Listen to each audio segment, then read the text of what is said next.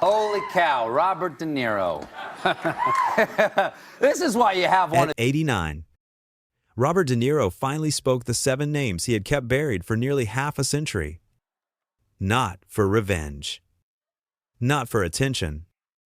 But because, at some point, silence becomes too heavy to carry. The man who once embodied Hollywood's coldest faces now sits in a dimly lit room. His voice slower, steadier, as if each word cost him a piece of memory. I couldn't forgive them, he says quietly. Not because of what they did, but because of what they made me see in myself. These names were not enemies. They were fragments of a life, echoes of fame, betrayal, and pride. Each one a mirror reflecting the man he was, and the man he refused to become. When the list finally comes to light, it feels less like an accusation than an act of surrender, a reckoning between the legend and his own shadow. What Robert De Niro reveals tonight is not about hatred at all. It's about the cost of memory, the weight of pride, and the confession of a man who spent his life playing everyone except himself. Dustin Hoffman, the Mirror rivalry. They were never meant to be friends. Robert De Niro and Dustin Hoffman, 2 faces of the same revolution, born from the same storm that reshaped American cinema in the 1,970 seconds. Both method actors, both obsessed with truth, both allergic to compromise. For a time, Hollywood saw them as twins of genius. But for De Niro, Hoffman was the mirror he could never look into for too long. It began quietly, the kind of rivalry that doesn't need words. In the early years, Hoffman had already conquered critics with Midnight Cowboy and The Graduate, while De Niro was still clawing his way through auditions. Hoffman was theatrical, verbose, the intellectual chameleon. De Niro was silence and control, danger wrapped in stillness. When Taxi Driver exploded, everything changed. De Niro no longer needed to catch up, he had surpassed. And Hoffman never forgot it. On the surface, there was respect. At award shows, they exchanged polite nods. On sets, they spoke the language of admiration. But every glance carried a quiet sting. One producer remembered Hoffman saying, "He disappears into his roles because he's afraid to exist without them." De Niro never replied, but his eyes hardened whenever Hoffman's name appeared in a headline.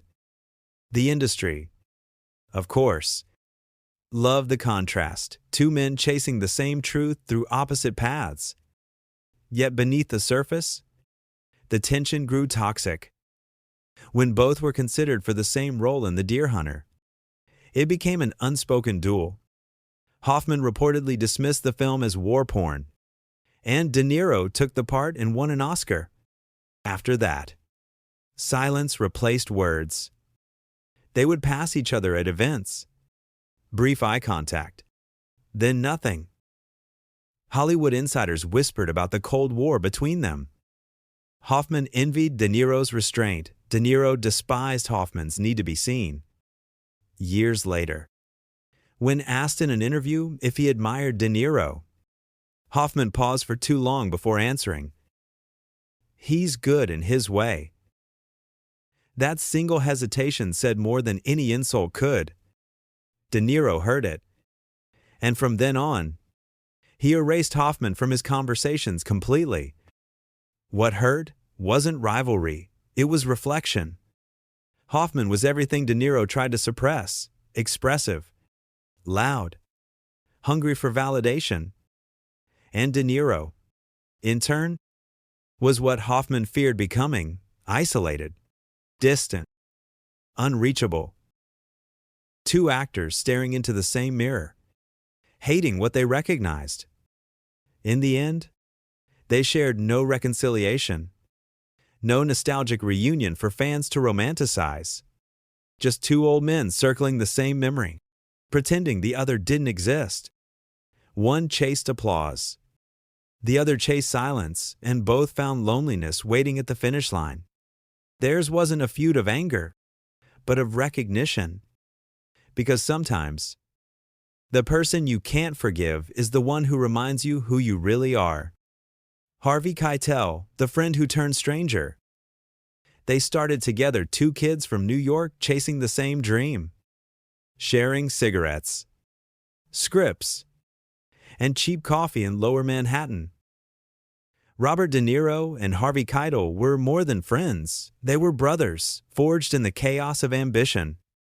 Before fame, before cameras, there was loyalty. De Niro admired Keitel's fire. Keitel respected De Niro's quiet focus. Then came Mean Streets. It was supposed to be their shared ascent, the film that would bind their names forever. And for a while, it did.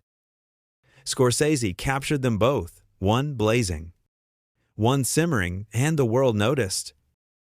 But when success came, it didn't come evenly. Critics worshipped De Niro's restraint, calling him the future of acting. Keitel became the forgotten half of the partnership. He laughed it off in interviews, called De Niro my brother Bobby. But inside, resentment grew. When Taxi Driver was cast, Keitel expected a call. He got none. The lead went to De Niro, the side role, the pimp. The throwaway was offered to him as consolation. Keitel took it anyway.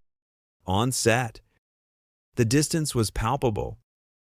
Between takes, they barely spoke. De Niro was buried in Travis Bickle. Keitel tried to find his place in the shadow. Years later, Keitel would tell a journalist, "Fame changes nothing except your friends." It wasn't bitterness in his voice, it was exhaustion. De Niro never responded publicly, but he told Scorsese privately, "We stopped understanding each other." The rupture deepened in the 80 seconds. While De Niro soared with Raging Bull and The Untouchables, Keitel drifted from one minor role to another. He called less, showed up late, disappeared for months. When he returned, De Niro was no longer available. They would meet occasionally at premieres, polite smiles, no warmth. One night at a Tribeca party, a mutual friend saw Keitel approach De Niro. "Bobby," he said, raising his glass. "You made it." De Niro nodded. "So did you." Keitel smiled thinly. "Not quite your way." Then he walked off. They never spoke again. Behind the silence lay something more tragic than rivalry grief. Keitel mourned a friendship lost to hierarchy. De Niro mourned a bond he didn't know how to save. The man who once shared his hunger had become a ghost wandering through the corridors of what could have been. Scorsese once said, "They were the same coin, one side wounded, the other afraid to bleed." That was the truth neither of them could admit. De Niro didn't hate Keitel, he hated the reminder of who he used to be: raw, uncertain, vulnerable. Every time he saw Keitel's face, he saw his own past staring back, asking why he left it behind. So he chose silence. And in that silence, a brother became a stranger. Mickey Rourke, the public feud. It didn't begin on a set or in a bar, it began in the press. Mickey Rourke, raw and reckless, called Robert De Niro an arrogant piece of shit during an interview in 2010. No provocation, no prelude, just venom. The world gasped. De Niro didn't respond. He never does. But behind the calm exterior, something cold had shifted. The feud traced back decades earlier, to the late 80 seconds, when Rourke was still the wild new face of Hollywood, and De Niro the established godfather. They met briefly before Angel Heart, a film that would become the spark of everything that followed. De Niro played Louis Cypher, the mysterious antagonist, Rourke, the doomed detective. On screen, their tension was electric. Off screen, it was poison. Rourke later claimed De Niro refused to speak to him during filming, that he kept his distance deliberately, treating him like dirt. De Niro's silence, Rourke said, wasn't professionalism, it was contempt. He doesn't act with you. Rourke sneered years later. He acts around you. De Niro, as always, stayed silent. To him, Rourke's rage was noise, the sound of a man mistaking chaos for depth. Yet that silence cut deeper than any insult. To be ignored by De Niro was to be erased. Time passed, but Rourke never forgot. As his career crumbled, drugs, fights, exile from Hollywood, his bitterness fermented. Every interview, every chance he got, he returned to the same name, the same wound. I tried to shake his hand once, he said. He looked at me like I was nobody. But De Niro never acknowledged the feud. When asked, he dismissed it with a shrug. I don't remember the moment. That was the cruelest response of all, because Rourke's hatred depended on memory, while De Niro's power lay in indifference. Their paths crossed again decades later when Martin Scorsese cast The Irishman. Rourke claimed he was considered for a role, only for De Niro to block him. Scorsese denied it, but Rourke doubled down. He posted online, furious, accusing De Niro of sabotage. The old anger ignited once more. But what Rourke never saw or refused to see was that De Niro's silence wasn't arrogance. It was armor. De Niro had lived his whole life being the quiet center of chaos, watching men like Rourke burn out on their own rage. To engage would mean stepping into that fire. So he did what he always did. He let silence do the talking. In the end, Rourke's hatred became his monologue, shouted into an empty room where De Niro's absence was the loudest sound. The public feud was never really between two men. It was between ego and endurance, between noise and stillness. One needed to scream to be heard. The other needed only to say nothing. And in Hollywood, silence always wins. Sharon Stone, The Wound from Casino. On the set of Casino in 1995, Sharon Stone was at her peak, dazzling, fearless, determined to be more than the blonde everyone remembered from Basic Instinct.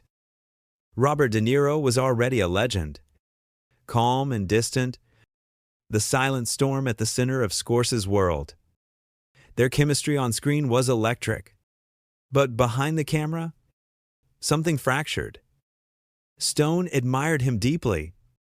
She had grown up studying his performances, mimicking his stillness, hoping to earn his respect. When she got the role of Ginger McKenna, she told friends, "This is it. This is the film that will prove I can stand next to him." But standing next to De Niro was never easy. He was polite, but cold, focused, but unreachable. During filming, he rarely looked her in the eye unless the camera was rolling. Stone once said in an interview years later, "I loved him in that movie, but I never felt he saw me." That line captured everything. She wanted connection, he wanted control, while she sought emotional chaos. De Niro sought precision. Their methods clashed quietly but violently, two artists chasing truth through opposite instincts. Scorsese called it creative friction. But for Stone, it left bruises she never talked about. There was one scene, Ginger's breakdown in the desert. Stone gave everything, tears, screams, shaking hands full of sand. When the director yelled, "Cut!" the crew applauded. De Niro simply nodded and walked away. No words. No acknowledgement. Stone stood frozen, unsure whether to cry or follow him. That was the moment the admiration turned to something colder disappointment. After Casino, she would publicly praise Scorsese but rarely mention De Niro again. When asked about him in interviews, she answered carefully, "He's different. He doesn't let you in." The subtext was clear. His silence had left a scar. De Niro, for his part, never spoke of it. But those who knew him said he was aware of her hurt. He liked her performance. Scorsese once revealed, but he never knew how to show it. That was the essence of De Niro, a man whose pursuit of perfection often looked like rejection. For Stone, the wound wasn't professional, it was personal. She had reached out to touch greatness and felt nothing in return. For De Niro, it was survival. Emotional distance was how he stayed pure, how he protected the craft from chaos. But the cost was human warmth, and Sharon Stone paid the price for it. When she won the Golden Globe that year, she thanked Scorsese with tears in her eyes. She paused before saying De Niro's name, then whispered it quietly, as if it hurt to speak. Their story was never about love or hate. It was about two people standing inches apart, separated by the wall between vulnerability and discipline. He taught her control. She reminded him of feeling, and neither ever forgave the other for it. Meryl Streep, the pain of perfection. They were supposed to be kindred spirits, the two greatest actors of their generation, bound by craft and quiet intensity. When Robert De Niro and Meryl Streep first shared the screen in The Deer Hunter, 1978, the world saw purity, two artists breathing in perfect rhythm. But behind the calm of that connection was something sharp, almost unbearable, the weight of perfection. Streep admired him deeply. She once said De Niro was the only actor who truly understood silence. On set, they barely spoke. Yet the chemistry was electric. De Niro moved like a shadow, Streep, like light trying to reach him. Their scenes together became lessons in restraint. But while audiences saw magic, both of them felt the cost, the emotional exhaustion of working with someone who demanded nothing less than truth. Years later, when they reunited in Falling in Love, 1984, the balance broke. Streep had evolved freer, more expressive, trusting intuition over control. De Niro remained the same, methodical, withdrawn, studying every pause. What began as admiration turned into quiet friction. "He doesn't talk," Streep said once. Half joking, he observes. For her, that silence became unbearable. She craved connection. He built walls of concentration. During one intense scene, she reportedly burst out, "You can't act with someone who won't let you in." De Niro didn't reply. He simply reset his mark and asked for another take. Their friendship cooled after that. They remained respectful, even affectionate in interviews. But something had fractured, not hatred, but distance born from exhaustion. In later years, Streep would describe him as the greatest actor alive. Yet there was always hesitation, as if the words carried both reverence and regret. For De Niro, Streep represented everything he loved and feared about acting: control wrapped in emotion, discipline disguised as grace. She mirrored him too closely, the same devotion, the same loneliness hidden beneath mastery. Working with her forced him to confront the emptiness behind his precision. When she lost her husband, John Cazale, who had starred alongside De Niro in The Deer Hunter, De Niro quietly paid for parts of the funeral, never telling her. It was his way of speaking without words, the only language he trusted. But even that gesture deepened the unspoken barrier between them. He could give compassion, but not comfort. Decades later, when they appeared together at an awards ceremony, they stood side by side, smiling for the cameras. Yet their eyes never quite met. Two legends. Two mirrors. Both reflecting the cost of a life lived through performance. Meryl once said in an interview, "Working with Robert taught me that greatness is lonely." She meant it as praise, but it sounded like a confession. For De Niro, she remained the one co-star he could never fully read or forgive himself for losing. Because in Meryl Streep, he didn't just see perfection, he saw the echo of everything it had taken from him. Leonardo DiCaprio, the silent generation gap. When Killers of the Flower Moon began filming, Leonardo DiCaprio and Robert De Niro stood at opposite ends of the same legacy. One was the face of modern Hollywood, the other, its surviving monument. For Scorsese, it was a dream two generations. One frame. For De Niro, it was something else, a mirror he hadn't asked for. He had known DiCaprio since This Boy's Life in 1993, when the kid was barely 19. Back then, De Niro saw potential, not competition. He told Scorsese, "The kid's got it." But decades later, when they met again, the balance had shifted.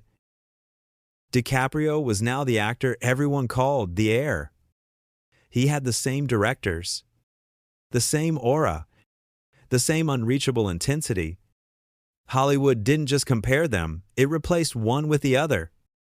On set, De Niro watched DiCaprio rehearse with that youthful ease, joking between takes, improvising lines.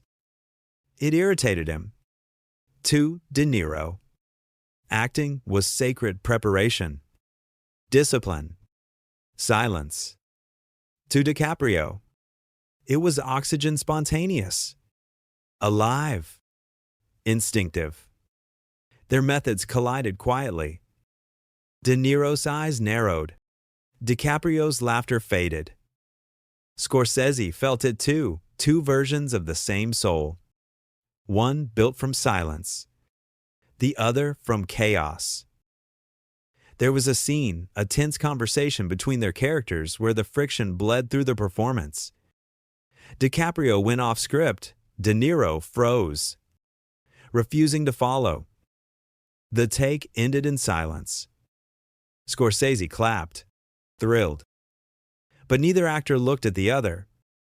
It wasn't professionalism anymore, it was distance. Later, when asked about the experience, DiCaprio said, "He's still the master." It sounded respectful, but De Niro heard condescension in the word still, as if greatness had an expiration date. What De Niro couldn't admit was how much the young man reminded him of himself, hungry, obsessive, willing to bleed for the craft. Watching DiCaprio was like staring at the ghost of his own ambition, back when he still believed the work could save him. During press interviews, De Niro kept his answers short, polite, detached. "Leo's good," he said. "He's got energy." But his tone carried something else, the fatigue of being measured against his own shadow. The truth was, he didn't hate DiCaprio. He hated time the way it erases without asking. Every compliment aimed at Leo was another reminder of what De Niro used to be. And in Hollywood, nothing stings more than hearing your echo louder than your voice. When filming wrapped, DiCaprio hugged him. "It's been an honor," he said. De Niro nodded but didn't reply. Later, alone in his trailer, he stared at the script, running his fingers over his character's name. He whispered to himself, "Hell learn." It wasn't arrogance. It was sorrow, the kind only an old artist feels when watching someone inherit the thing that once defined him. Their silence wasn't hostility. It was lineage. One man ascending, the other fading, both trapped in the same reverence. And in that silence, between master and disciple, De Niro finally understood the hardest forgiveness is the one you owe to time itself. Al Pacino, the unspoken betrayal. For half a century, Robert De Niro and Al Pacino were two sides of the same myth, brothers in craft, rivals in silence. They didn't compete for fame, they competed for truth. When one spoke, the other listened. When one fell silent, the other filled the space. But even brotherhood built on genius has its fracture, and theirs began with one word: trust. They first crossed paths in the early 1970 seconds. Young men chasing immortality through characters doomed to die. The Godfather Part 2 made them legends without ever sharing a single scene. Their connection was spiritual, two outsiders from New York, sons of Italian fathers, molded by the same hunger. For years, they admired each other from a distance, until Heat 1995 finally brought them face to face. The diner scene, two giants across a table. One heartbeat between them became cinematic scripture. But off-screen, something subtle broke. Pacino was spontaneous, volcanic. De Niro, controlled, surgical. Pacino thrived on chaos, De Niro on precision. Their friendship was born of mutual reverence, but beneath it lay quiet judgment. Pacino thought De Niro too cold. De Niro thought Pacino too loud. They never said it aloud, they didn't have to. The respect began to carry weight, and the silence turned brittle. Years passed. Pacino's career wandered. De Niro built an empire: restaurants, festivals, power. When The Irishman came decades later, it was meant to be their reunion, their redemption. But something was missing. On set, they barely spoke outside the script. Scorsese described it as professional intimacy but emotional distance. De Niro felt Pacino had become theatrical, undisciplined, chasing applause instead of truth. Pacino, in turn, believed De Niro had become a brand, no longer the artist he once was. Bobby's lost his danger. Pacino told a friend. De Niro heard it. He never forgot. The betrayal came quietly, not a fight, not a word. Just withdrawal. De Niro stopped calling. Pacino stopped asking. They shared red carpets, not dinners. When they stood side by side at award shows, the applause that once united them now sounded like a reminder of what they'd lost. During one press junket, a journalist asked De Niro, "Is Al Pacino your best friend?" De Niro hesitated, then said, "We understand each other." It was a beautiful lie. The truth was simpler, they no longer did. They had grown into opposite philosophies. Pacino seeking chaos to feel alive. De Niro hiding behind calm to survive. And yet, somewhere under the armor, love remained the quiet, painful kind reserved for people who have seen too much of each other. When Pacino became a father again at 83, reporters asked De Niro for his reaction. He smiled faintly and said, "Good for him." But those who knew him swear his eyes dimmed when he said it. Not envy, not resentment, just distance. Their bond had become like the movies they made together, heavy with silence, layered with ghosts. They were never enemies. They were reflections, each man a reminder of the other's unfinished truth. And in the end, that was the betrayal neither of them could name. 7 names, 7 ghosts, and not one forgiven. For Robert De Niro, Hatred was never about vengeance. It was memory, wearing a darker face. Each name on that list was a chapter of his life. Carved in silence, Hoffman's mirror. Keitel's shadow. Rourke's noise. Stone's wound. Streep's perfection. DiCaprio's reflection. Pacino's distance. They were never enemies. They were fragments of the same story, pieces of the man who spent his entire life trying to disappear inside other men's faces. Now, at 89, the roles are over.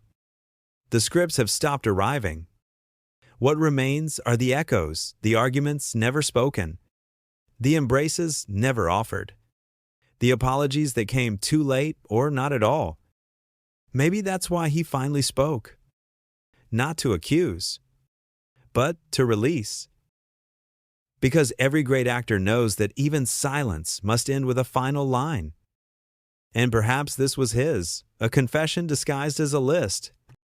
In the dim light of memory, forgiveness is irrelevant. What matters is recognition, the courage to face your reflection and not look away. The camera fades. The applause dies. And only one question remains. When the performance ends, who's left to forgive the actor?